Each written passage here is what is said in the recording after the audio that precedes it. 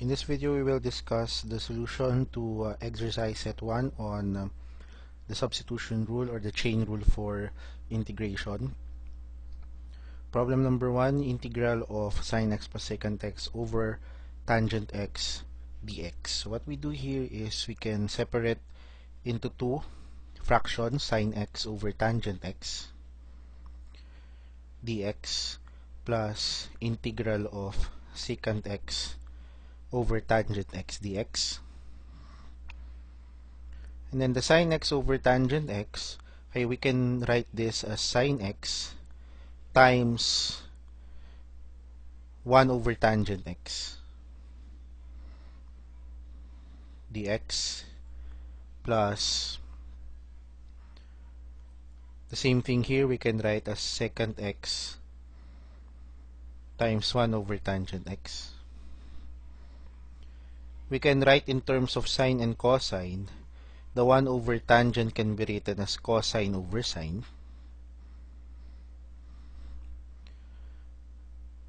And then the secant can be written as 1 over cosine times cosine x over sine x.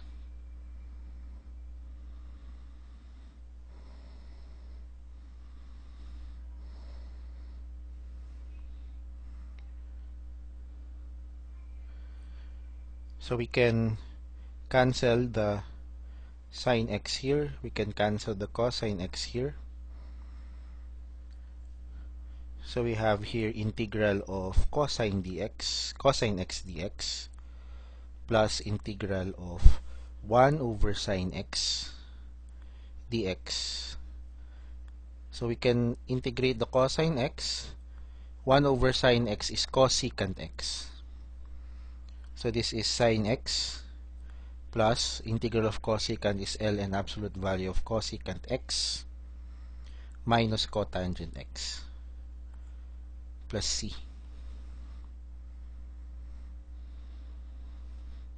So for this problem, we do not need to do any substitution. So this is just a problem involving simple integration of basic functions by first doing algebraic manipulation, no, to your using identities and then using manipulation in order for us to express the given integrand, no, in terms of a sum or difference of two functions para we can integrate them separately. Now for this problem, we involve exponential expressions. Note that for the numerator, you have e to the x plus e to the negative x. For the denominator, you have e to the x minus e to the negative x. And the numerator and the denominator are very much similar, no, in form. Yun nga lang, yung sa taas plus, yung sa baba minus. But if you take a look at it, okay, yung nasa baba natin na e to the negative x, kapag dinifferentiate natin yan, ang derivative niya will be negative e to the negative x, which will make this plus kung ang ilalet natin na u is yung ating denominator, no? So basically, by inspection, pwede nating maisip na pag nilet natin na u yung nasa denominator, ang magiging derivative niya is the whole numerator, okay, which will give us, okay, in this case, if we let u be equal to e to the x minus e to the negative x, your du will be derivative of e to the x is e to the x minus derivative of e to the negative x is negative e to the negative x dx, or this is equivalent to e to the x plus e to the negative x dx, which indeed gives us our numerator.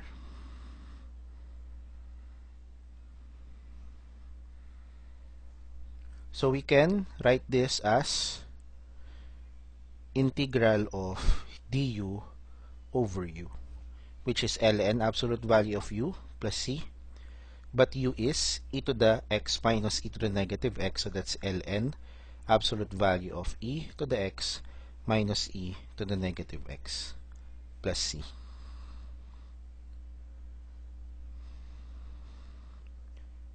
Problem number 3 is a simple function, cosine of x over 3. Obviously, what we do here is we let u be equal to x over 3. So, pwede nating ilabas si 4. Cosine of x over 3 dx. If we let u be equal to x over 3, then du is equal to 1 over 3 dx. Because we can write this as 1/3 x. Okay? Yung x over 3 can be written as 1/3 x. So the derivative with respect to x is 1/3 dx. So kailangan natin ng 1/3 sa loob. Multiplyan natin ng reciprocal, which is 3 sa labas to neutralize. So this is equal to, so meron tayong 12 integral of, so yung ating cosine x over 3 magiging cosine u, and then yung 1/3 dx, yun yung ating du. Integrating cosine u, that's sine u plus c. But u is x over 3, so you have 12 sine of x over 3 plus c.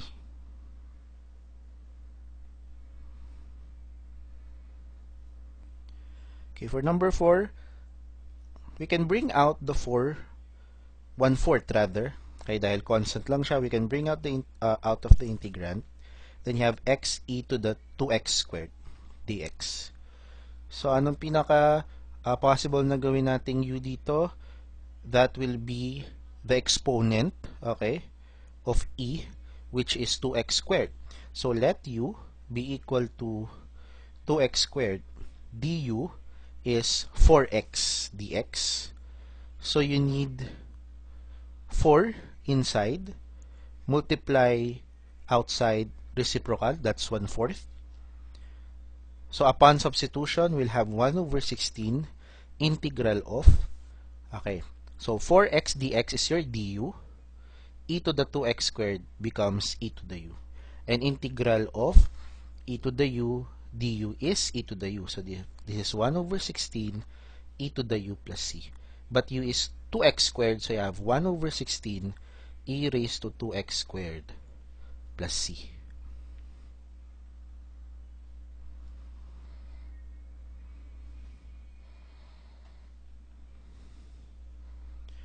Number 5.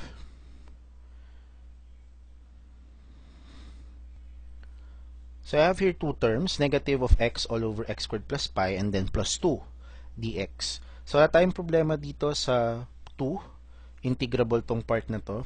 Now for the first term, we can do substitution, let u be equal to x squared plus pi. Remember, pi is just a constant.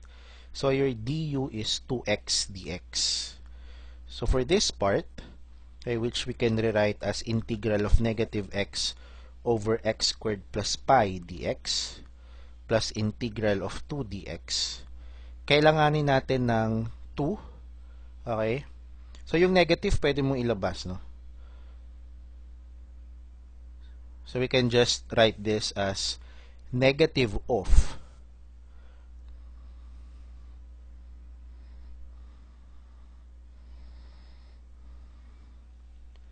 Okay, negative of integral x over x squared plus pi. Kailangan natin ng 2 para doon sa ating du. So, times 2. Sa labas, times 1/2. So, you will have negative 1/2 integral of du over u plus integral of 2 dx.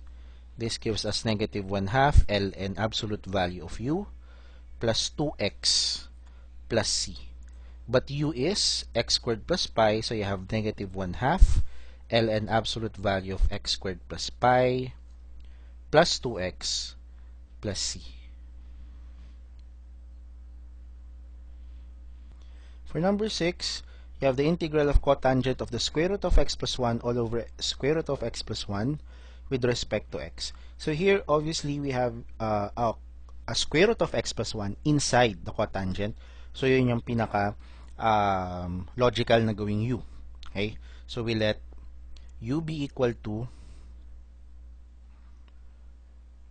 the square root of x plus 1, that's the square root of x plus 1 which is inside the cotangent, no? And then the derivative du is 1 over 2 square root of x plus 1 times whatever is the derivative, kasi i-chain rule mo pa yan, no? Whatever is the derivative inside the square root, pero ang derivative naman dyan is simply 1. So kaya yung ating du is simply 1 over 2 square root of x plus 1 dx.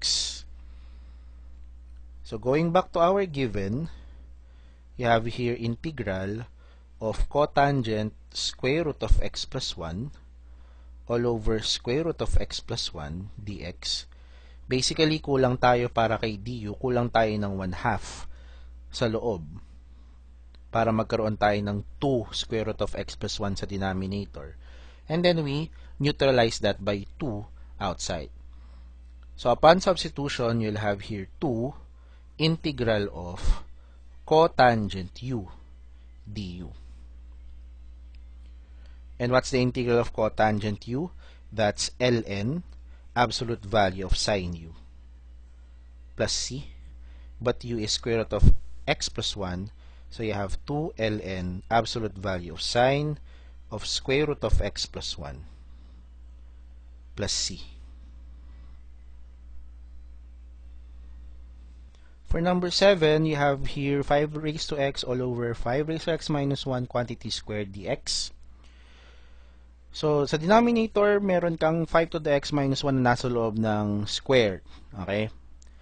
Ng power of 2. So, that will be a logical u. Okay? So, we let u be equal to 5 raised to x minus 1. Without the exponent, ha?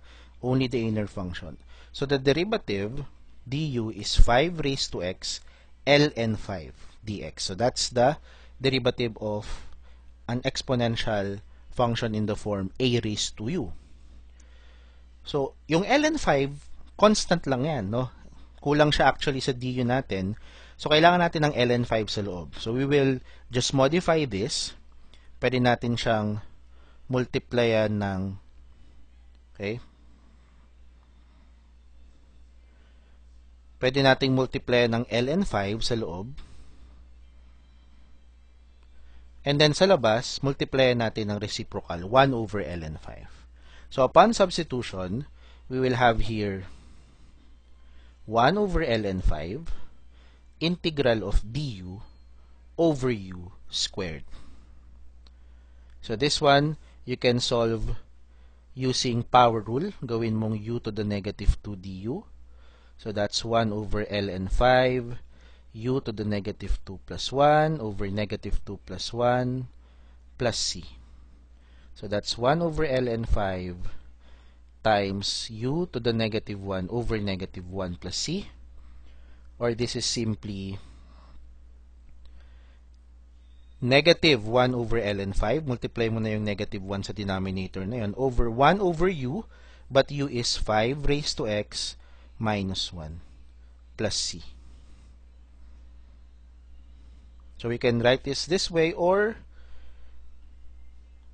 you can write this as a single fraction, negative 1 over ln 5 times 5 raised to x minus 1 plus c.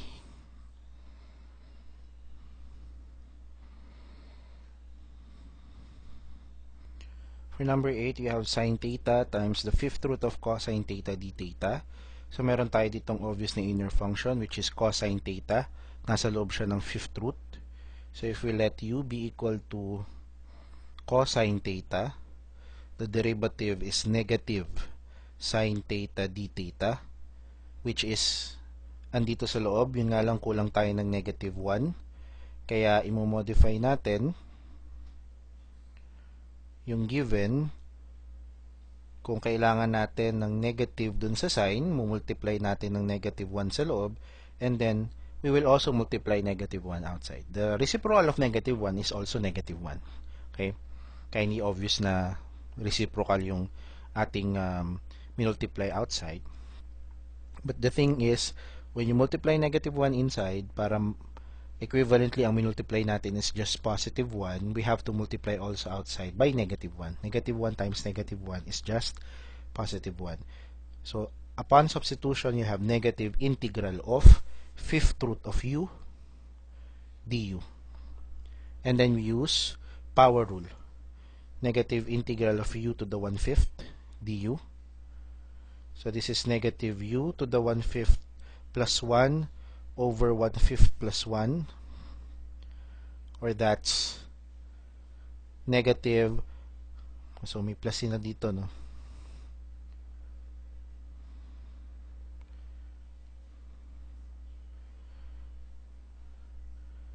Negative of 1/5 plus 1, that's 1/5 plus 5 over 5, 6 over 5 over 6 over 5. Or that's the same as negative of 5 over 6 u to the 6 over 5 plus c. But u is cosine theta, so you have negative 5 over 6 cosine of theta raised to 6 over 5 plus c. Number 9, integral of e to the x all over the square root of 1 minus e to the 2x dx. So in the denominator, you have a square root, and inside it is 1 minus e to the 2x. So, kung meron several terms, halimbawa, itong sa denominator, pwede mong isipin na ang ilalet mo na yung e to the 2x lang. Pero, kung gano'n, ang meron ka, more than one term, tapos yung ibang term naman ay constant lang. At tulad dito, 1 lang yung kasama niya. E pag dinifferentiate mo yung 1, 0 lang naman yun, di ba? So, isasama na natin siya sa u natin. Again, ang ilalet natin na u, pinakamalaking posible, okay, na ilet natin na yun, ang derivative niya, nandun pa rin sa natitirang part ng ating integrand. So, in this case, if we let u be equal to 1 minus e to the 2x, then the derivative is 1, derivative of 1 is 0. Derivative of negative e to the 2x is negative e to the 2x times 2.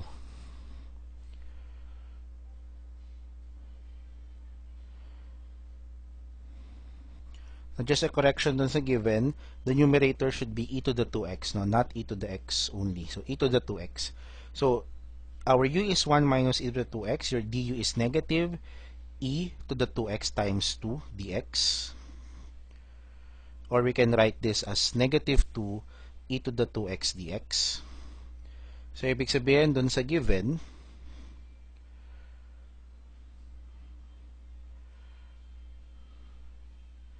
kulang tayo ng negative 2 sa numerator. So, you multiply negative 2, and then sa labas, multiply by negative 1/2. So, upon substitution, you'll have negative 1/2 integral of du over square root of u. So, integrate using power rule, negative 1/2 integral of u to the negative 1/2 du. So, that's negative 1/2 times u to the negative 1/2 plus 1 over negative 1/2 plus 1 plus c. Or that's simply negative 1/2 times u to the 1/2 divided by 1/2 plus c. This is equivalent to negative 1/2 times 2 u to the 1/2 plus c. But our u is 1 minus e to the 2x. So our final answer is, ito makakancel na itong 2 over 2.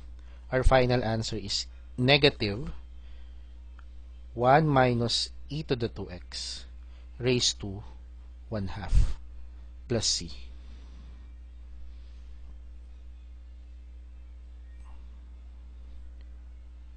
For number 10, integral of e to the cotangent x over sine squared x dx. You have a function as an exponent of base e. So, pwedeng ito yung ating gawing u. Okay? If we let u be equal to cotangent x, the derivative should be negative cosecant squared x dx.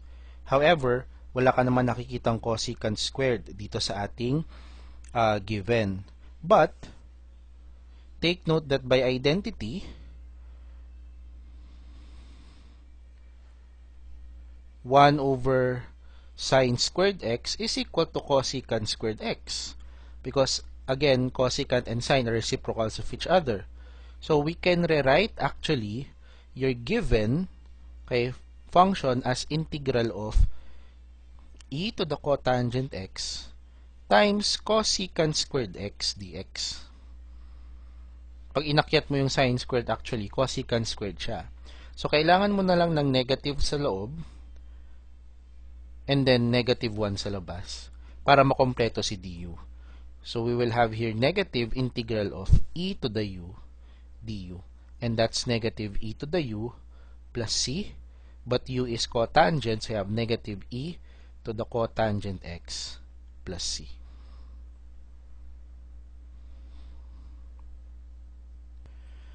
For number 11, actually, wala tayong kailangang substitution na dapat gawin dito.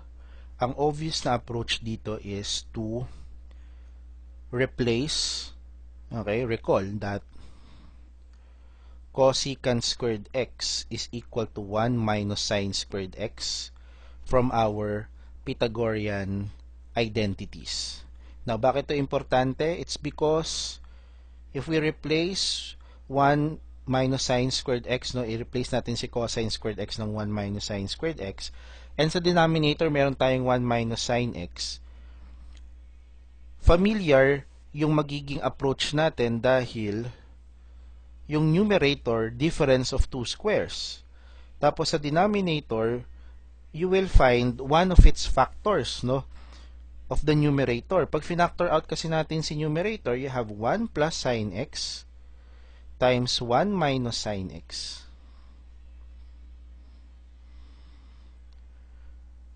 So, makakancel natin si 1 minus sine x. Ang matitira na lang dito is integral of 1 plus sine x dx, which is already integrable. Integral ng 1 is x. Integral ng sine x is negative cosine x plus c. So, no particular substitution needed. Only, again, algebraic manipulation and trigonometric identity for this item. Number 12, it's sine x times cosine of cosine x dx. So there is an obvious inner function which is cosine x. Let u be equal to cosine x. Ang derivative niya is negative sine x dx, which is inside, Kulang ka lang ng negative. So mumultiplyan lang natin ng negative 1 sa loob para makumpleto yung ating du, and then sa labas din negative 1. Upon substitution, you'll have negative integral of cosine u du, which is negative sine u plus c. But u is cosine, so you have negative sine of cosine x plus c.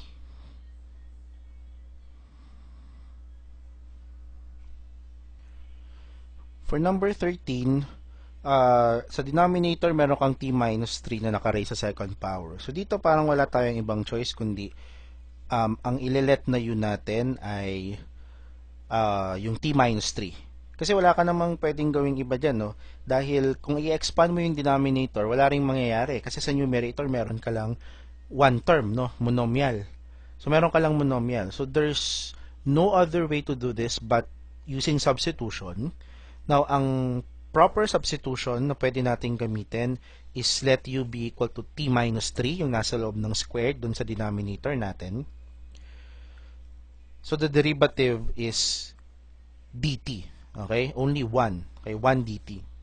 So, problema natin ngayon, yung t na matitira. Kasi upon substitution, we'll just have here 2 integral of t. Sa baba, magkakaroon ka ng u squared tapos du. So, ang problema ngayon natin dito is yung t na matitira.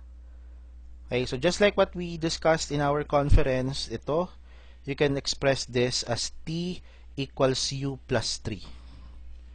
Na pwede mong i-replace ngayon, kaya in place of t, pwede mong palitan ng u plus 3 over u squared du.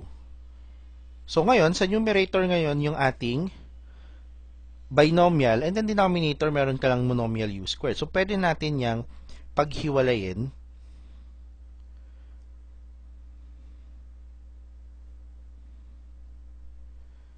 into 2 u over u squared plus 3 over u squared du,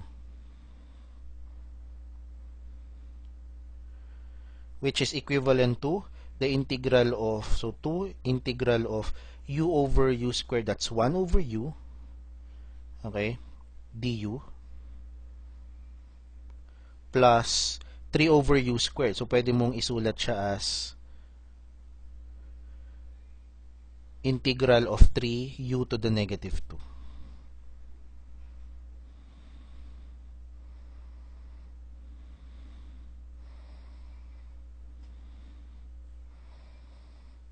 Okay.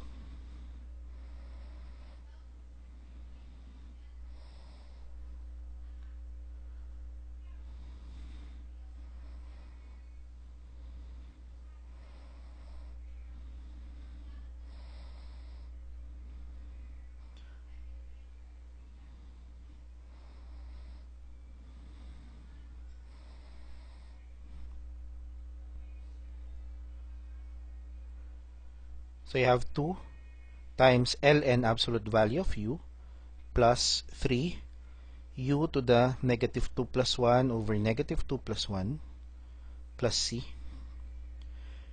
Yung 2, i-distribute mo yan sa loob kasi common yan on both terms.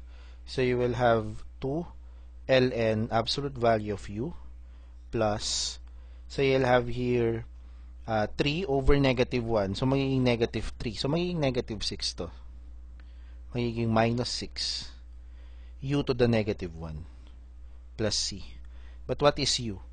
T minus 3. So you have 2 ln absolute value of t minus 3 minus 6, ibaba mo yung u, t minus 3, and then plus c.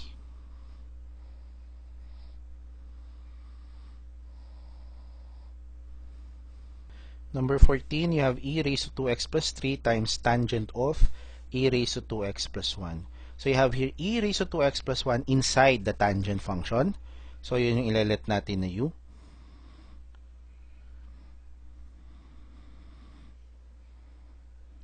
Now the derivative of this is e raised to 2x plus 1 times 2.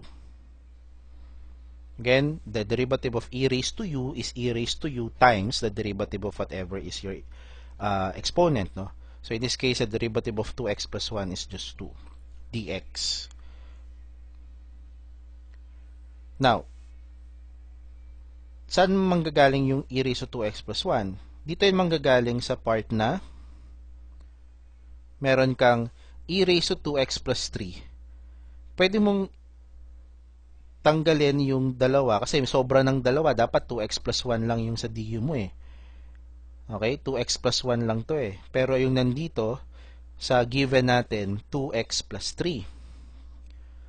So ang gagawin mo, tanggalin mo yung dalawa, okay, itira mo lang 2x plus 1. Pero ano mangyayari dun sa dalawa?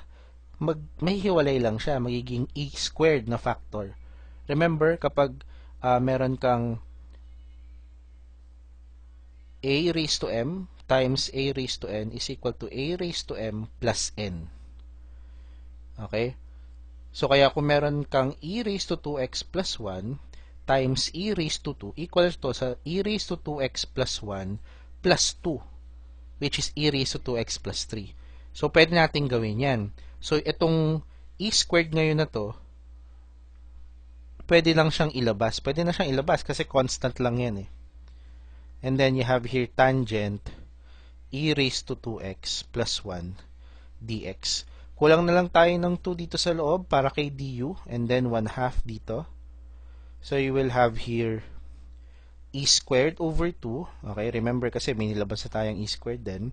Tapos yung 1/2 na normalizing factor or neutralizing factor, integral of, okay, yung 2e to the 2x plus 1 dx, yun yung ating du. And then, meron tayong tangent u. And the integral of tangent u is ln absolute value of secant u plus c.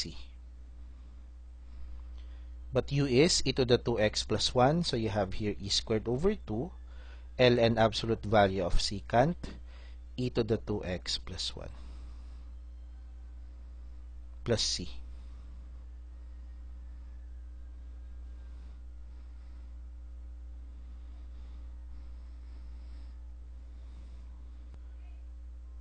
For number 15, you have t cubed all over the cube root of 2 minus t squared. So, ang pinaka-logical na gawin yun natin dito is the 2 minus t squared inside the cube root. Okay, wala naman tayo ibang choice na posibleng gawing u. Ang du natin is negative 2t dt. So, from our given,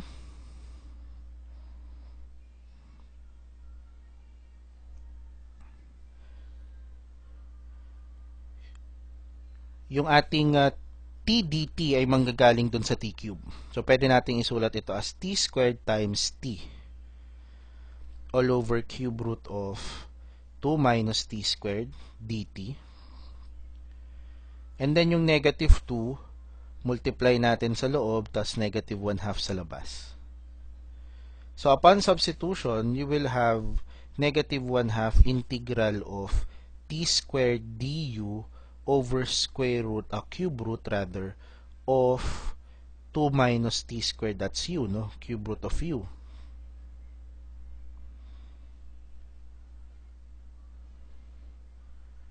So, ang problema natin ngayon, yung t squared. Okay, but, from our u, pwede nating isulat si t squared as being equal to 2 minus u. Pag tinranspose mo yung t squared sa left and then yung u sa right, you have t squared equals 2 minus u. So, pwede nating isulat ito ngayon as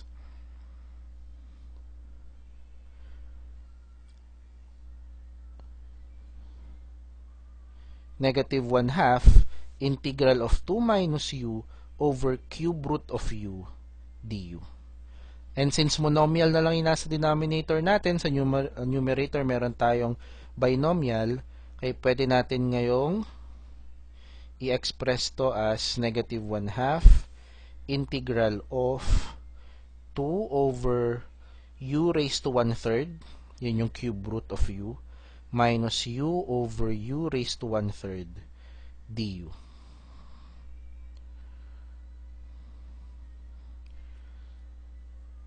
Simplify natin. This is negative 1/2 integral of 2u to the negative 1/3 minus, pag ma-minusin yung exponent nito, u over u to the 1/3 is u to the 2/3 du. So, use power rule. You have negative 1/2 times 2 u raised to negative 1/3 plus 1 is 2/3. So, this is over 3/2 minus u to the 2/3 plus 1, that's u to the 5/3 over 3/5 or over 5/3. This one should be over 3/2 at 2/3 rin, no? 2u to the 2/3 over 2/3 minus u to the 5/3 over 5/3 plus c. Or you can write this as negative 1/2 times 2 times 2 over 3, or reciprocal dapat na 3 over 2. Ang u natin ay 2 minus t squared. 2 minus t squared raised to the 2/3 minus 3 over 5, 2 minus t squared raised to 5/3 plus c. And then you can distribute the negative 1/2 to both terms inside. Ito makakancel na. So our final answer will be negative 3/2, 2 minus t squared raised to 2/3 plus 3/10, 2 minus t squared raised to 5/3 plus c.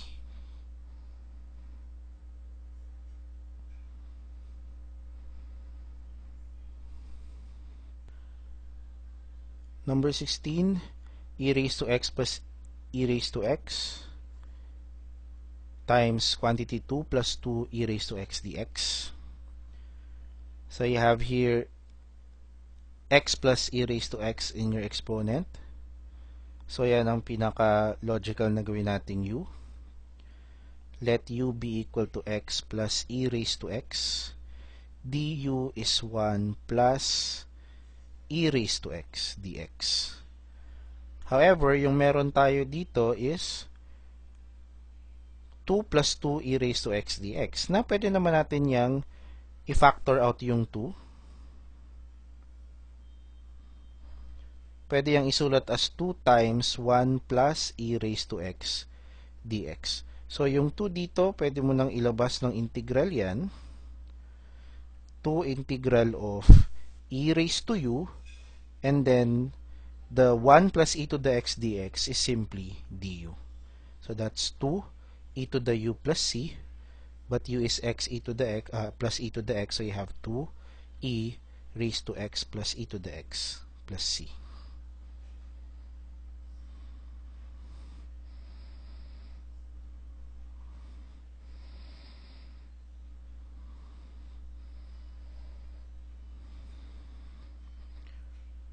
Number 17, cotangent x times ln of sin x dx. So dito, kung sa unang tingin, pwede nating sabihin na, okay, meron akong sin x sa loob ng ln. So yan yung ilalet ko na u. However, upon getting the du, which is cosine x dx, cotangent ang meron tayo dito. So, cosine lang ang nasa du ko. Pag ginawa natin tong in terms of sine and cosine, cosine x over sine x, ln of sine x, may sosobra na may sosobra na sine x doon. So mukhang hindi sine x ang tamang ilelet lang natin na u. Alright. Now, if that's not the case, kung mali na ilet na u is yung sine x lang, ano dapat ang ilelet natin na u? So we can try letting u be equal to ln of sine x.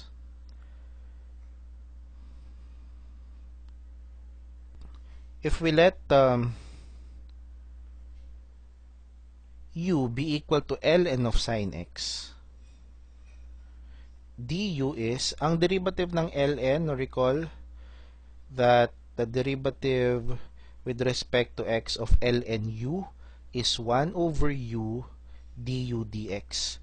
So, ang derivative nito will be 1 over sine x times derivative ng sine x is cosine x dx. But what is cosine x over sine x? That's cotangent x. So, ayun pala yung derivative niya. Kapag ang nilet natin na u, isang buo, is si ln sine x. Okay, so this one reduces to integral of u du na lang. Kasi si ln sine x, buong u. Tapos si cotangent x dx, buong du. Kaya u du na lang yan, which is simply u squared over 2 plus c. But what is u? ln sine x. So this is ln, 1/2 ln sine x, quantity squared, plus c. Or pwede mong isulat na 1/2 ln squared of sine x plus c.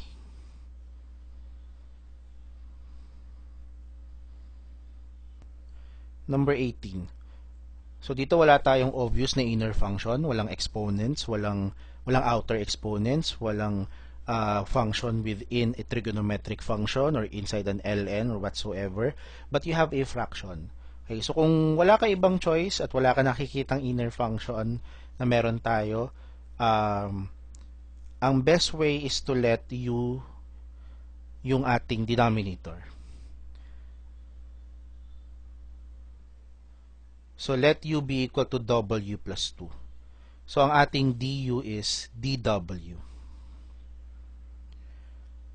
So ang goal kasi natin yan is gawing monomial yung denominator. Okay? Para sa numerator, meron kang multinomial. Sa denominator, meron kang monomial. Yun yung nilet mo na u. Masiseparate mo ngayon into several fractions.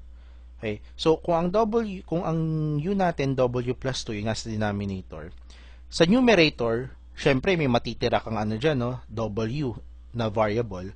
Pwede nating palitan ngayon si W ng U minus 2.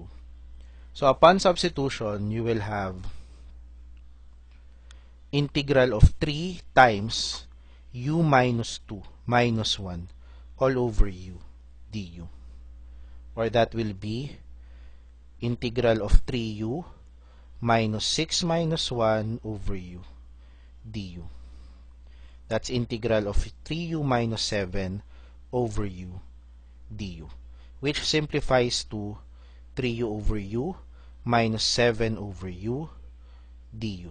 Pag sineperate natin into two fractions, this gives us integral of 3 minus 7 over u du, which can be readily integrated to 3u minus 7 ln absolute value of u plus c. But u is w plus 2, so you have 3 quantity w plus 2 minus 7 ln absolute value of w plus 2 plus c.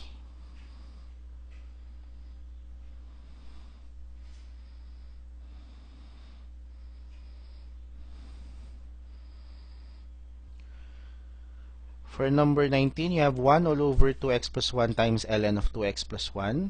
Ngayon, alam natin na yung ln kapag dinerivative natin kasi 1 over u, di ba? Okay, so, ito yung nasa loob ni ln, 2x plus 1, tapos meron tayong extra na 1 over 2x plus 1, no? Ito, itong part na to. Which is the derivative of this, ln 2x plus 1. So, kung ma-realize natin yun, okay, ilelet natin na u yung ln of 2x plus 1. Ang du natin, 1 over 2x plus 1, and then times derivative of 2x plus 1, that's just simply 2. So, ibig sabihin, kailangan lang nating i-adjust ng konti.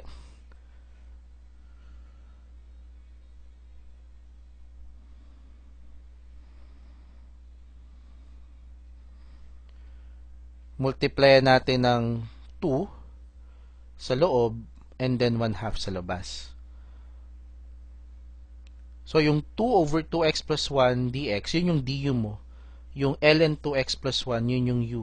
So, upon substitution, magkakaroon lang tayo dito ng 1/2 integral of du over u, which is simply ln absolute value of u. But u is ln of 2x plus 1, so you have here 1/2 ln of absolute value of ln of 2x plus 1 plus c.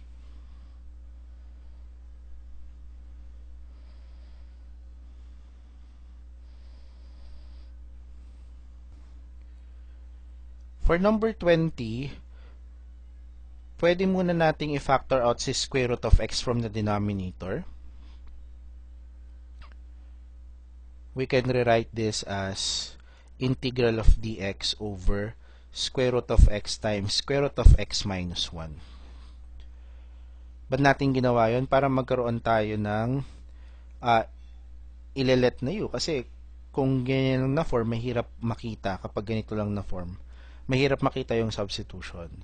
Pero dahil ang lalabas dito na factors, pag finactor out mo yung square root of x is square root of x and square root of x minus 1, and we know for a fact that the derivative of square root of x is 1 over 2 square root of x, then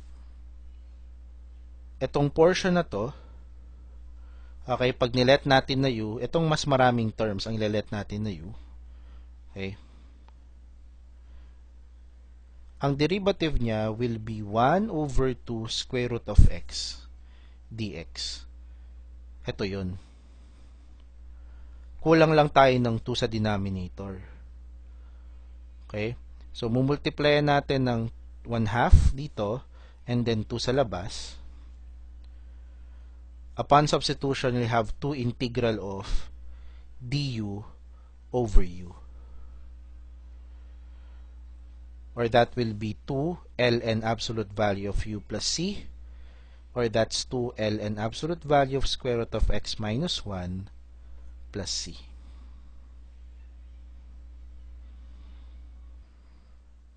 For number 21, we can rewrite our given integrand as integral of e raised to 3x times secant e raised to 3x dx. Gamit yung reciprocal identity. Para mas madali siyang tingnan, isang diretso lang. And then, inside the secant, you have e raised to 3x. So, if we let u be equal to e raised to 3x, your du is e raised to 3x times 3 dx. So, kailangan natin ng 3 sa loob, 1/3 sa labas. So, you have 1/3 integral of secant u du. So, this is simply 1/3 ln absolute value of secant u plus tangent u plus c. But u is e to the 3x, so this is 1/3 ln absolute value of secant e to the 3x plus tangent of e raised to 3x plus c. For number 22, you have the integral of cosecant y all over sine y cotangent y. So, meron kayong inner function dito which is cosecant y, that's inside the cosecant. So, if we let that be equal to your u,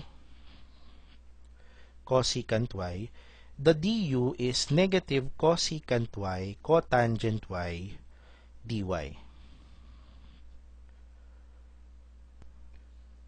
Oh, by the way, our given should be sine y. Sa denominator should be sine y tangent y, not cotangent. Sine y tangent y. Okay. So if we let u be equal to cosecant y, so the derivative du is negative cosecant y cotangent y dy. Nasaan ngayon yung ating du? Okay, ito ngayon yung nasa denominator. Using the reciprocal identity again, we can rewrite this given kasi as the integral of cosecant y times, pag inakyat mo yung sine and tangent, it's cosecant y cotangent y dy. Pag inakyat mo yung sine y, 1 over sine y kasi is cosecant y. 1 over tangent y is cotangent y. So, kailangan mo na lang dito ng negative para makompleto si du and then multiply ka rin ng negative sa labas. So, we have here now negative integral of cosecant u du, which is negative ln absolute value of cosecant u minus cotangent u plus c. But u is cosecant y, so you have negative ln of absolute value of cosecant y minus cotangent of cosecant y plus c.